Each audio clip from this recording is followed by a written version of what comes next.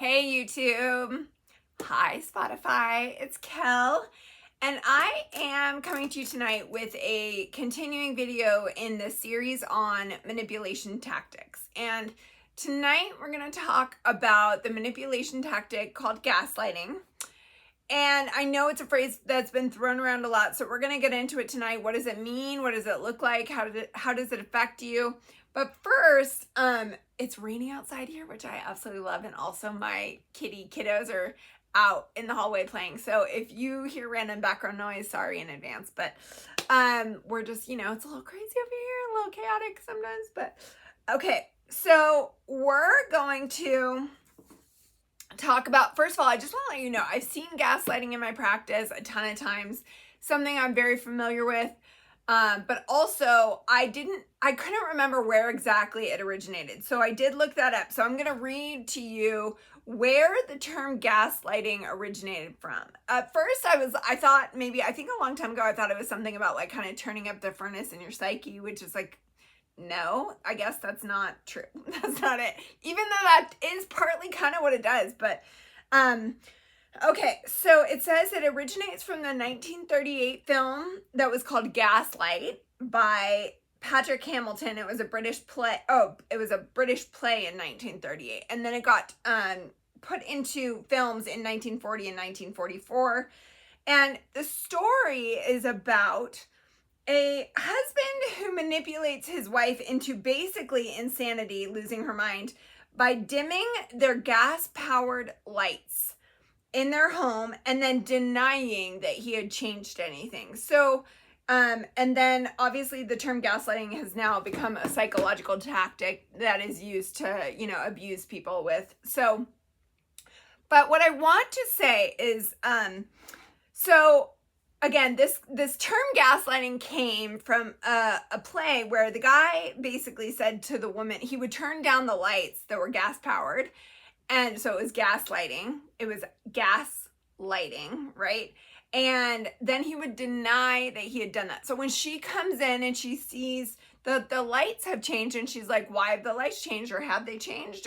And then he denies it. Like, no, you're crazy, to think that. And why would you think that? And that's so weird. And no, like, very much the result and the whole point of gaslighting is to make someone question their view of themselves, of the way that they can perceive reality, right? It's like if they can break you down enough to question your own version of sanity, or like version of events that happened and your version of reality, that is the abuse that is gaslighting, because it's basically lowering your self-esteem, your sense of yourself, and it's lowering your ability to think that you know reality, right? And in my opinion, there's almost nothing scarier than when you feel you don't know reality, when you're not feeling like you're perceiving things accurately. That is a very scary place to be. And I said this, and I recorded a little bit of a video before, and then my doorbell rang, so I'm going to say it again. But I should have maybe started this series with gaslighting, because in my opinion, besides, physical violence breaks you down in a lot of ways, but gaslighting makes you question your the thing that is really the most important to all of us, which is our perception of reality. When you feel like you are not perceiving reality correctly because someone else is making you question that, it is a very scary place to be. Okay. So basically, it's getting you to question your version of events, your memory, your gut intuition about someone's feelings or what's going on with the energy in the room, right? So, okay. So the first example of that is obviously from the play, where the guy turns down the lights, and it's such a good symbol, really. It was such a good idea for a play, but turns down the lights, and then she says, what's going on? And the lights have changed or whatever. And he's like, no, they haven't. I haven't seen the play, but I'm guessing that's how it goes. But it is the essence of actual gaslighting, the form of abuse. So that's one example, but I'm going to give you some more, because, these are things that I have actually seen in my practice and heard from people. And Okay, so basically, another way I've seen gaslighting is if you're in the middle of an argument, okay, this is just classic argument. Person A says something, fact, I was, at the bar with the guys last night, or I was home 2 hours ago, or whatever, right? A fact that they state. And then, so they talk a little bit or they're arguing, and then person B a few minutes later says, hey, remember when you said this? And then person A says, no, I didn't. I didn't say that. No. So, hold on one second, I'm gonna sneeze. Oh, excuse me. Not a part of gaslighting. So person B says, hey, let's get back to that time when you said this. And then all of a sudden person A, if they're gaslighting, they will say, I didn't say that. I didn't say those words. I have heard this happen so many times in my practice where either a woman or a man is in an argument with someone and, 10, 15, 5 minutes later, whatever, an hour later, the other partner says, okay, let's get back to that, or remember when you said that, or, and the person literally says to them, no, I didn't. Okay. So that is gaslighting to the extreme. That's like the exact definition of gaslighting is, and then person B is left sitting there going, I swear you said that. So like, and then person B, if they're self-reflective, they go, did I remember that wrong? Like, did he say something to the effect? Or, and you would think, well, how quickly could a person question themselves? But the thing is someone who exhibits gaslighting behavior, it is normally in the realm of a semi-sane relationship. So you're kind of caught off guard when someone denies whatever they just said, right? You're kind of like, but you normally say the things like normally, and like, so it just doesn't, I think it catches a lot of people off guard. I know for me, in the past, I will say like way in the past, because now I've hopefully evolved beyond this and I trust myself so much more, but in the past, I would try to be kind of so loving and compromising and just be like, well, I swear I remembered it this way, but if you remembered it that way, then maybe we'll meet in the middle. And like, now as a therapist, especially 20 years later, and especially knowing that gaslighting is a manipulation tactic, you want to call it out, because anything that is making you question your perception of events, of reality, of your memory even, is a problem, and you need to get to the root of it. It's one thing maybe once in a blue, like if you literally in once in 20 years with someone and they remembered something differently than you, that's like, right, not a big deal. So, because it's just we remember it differently, right? But if it's in an argument and it's 5 minutes later, 10, 20 minutes later, and especially if it's something important, and the person just says like, I didn't say that. I did not use, like I've literally had clients who have had partners who have said, I did not use those words.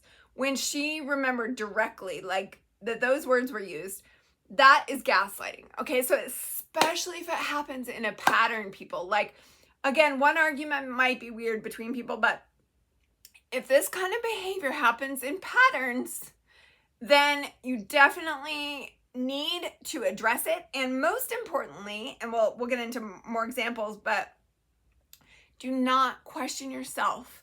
You have the inner wisdom. You do not need to be, questioning yourself on all these things, right? So, okay. The next example I'm going to give is, again, someone questioning your memory of events. Let's just say you and your partner have been dating for a couple months, and then on a Thursday night, the guy tells you through text or whatever, I'm at the bar with the guys or whatever. And so a couple weeks later, you say, hey, remember when you were at the bar with the guys or on that Thursday? And then if your partner says anything like, no, I wasn't, it wasn't that day, or it wasn't that, you know what I mean? Like, now, again, there can be memory mistakes, right? But when someone is firmly trying to convince you that your version of reality was not how you remembered it, that is a manipulation tactic, okay? And you have to, in those moments, trust yourself more than you trust the other person. Because when you give away your power of perception to the other person and you trust their memory more than yours, or their version of events more than yours, you are in a very scary place, because you have just now decreased your trust in yourself and your own version of reality. Okay, so that's a second example. A third example is, I don't know if you've ever had this happen where you're dating someone and, like, I don't know, 3 months in or 6 months in or whatever, a couple years in, you can sense an energy shift in the person, and you might not want to address it right away, but when you know for sure that there's an energy or a mood shift, if you say, hey, like, I'm sensing a mood shift, is there something, what's going on? And if the person says, no, I'm fine, like, what are you talking about? Especially if they use the words, you're crazy, okay? Bing, bing, bing, red flag, like, they're gaslighting you. Now, again, that's kind of a minor one compared to the earliers when they say, I didn't say that, and they just said it 5 minutes ago, right?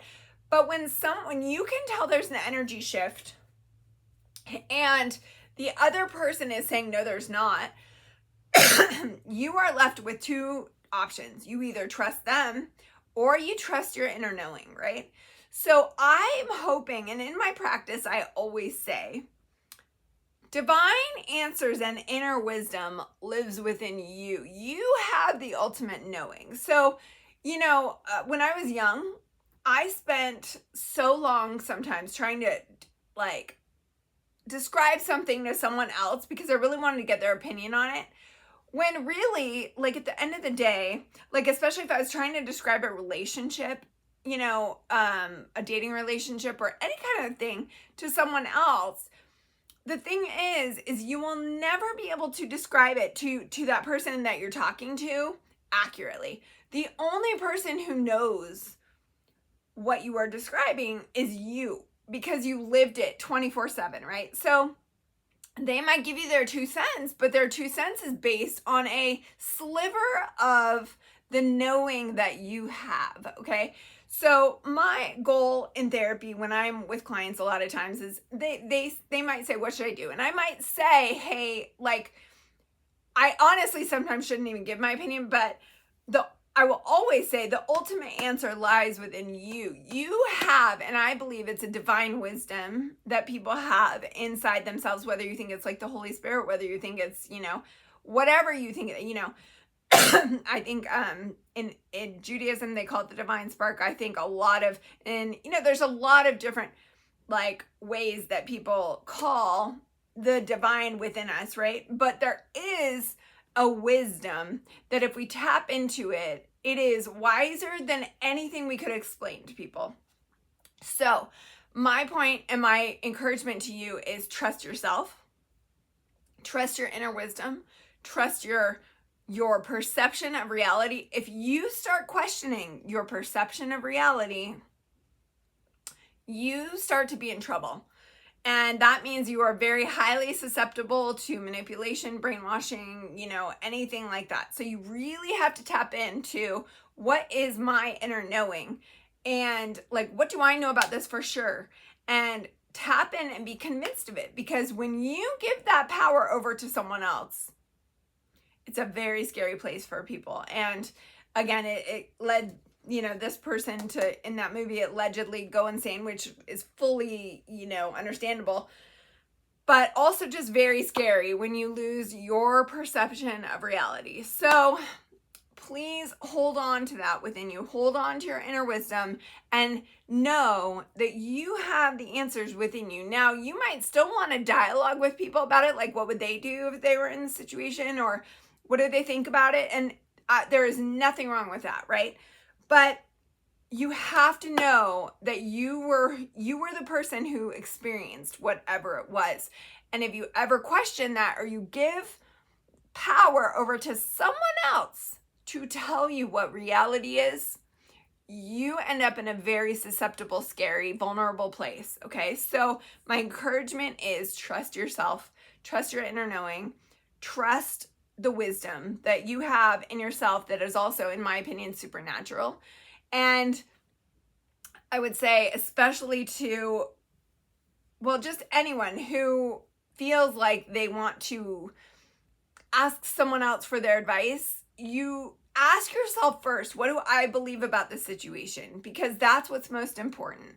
And honor your feelings. Honor, don't let someone else tell you your feelings are not important or disregard them, or, you know what I mean? So you have to honor and trust those sacred knowings within you, and know, like, if someone is making you question those things, they are not the right person. Okay.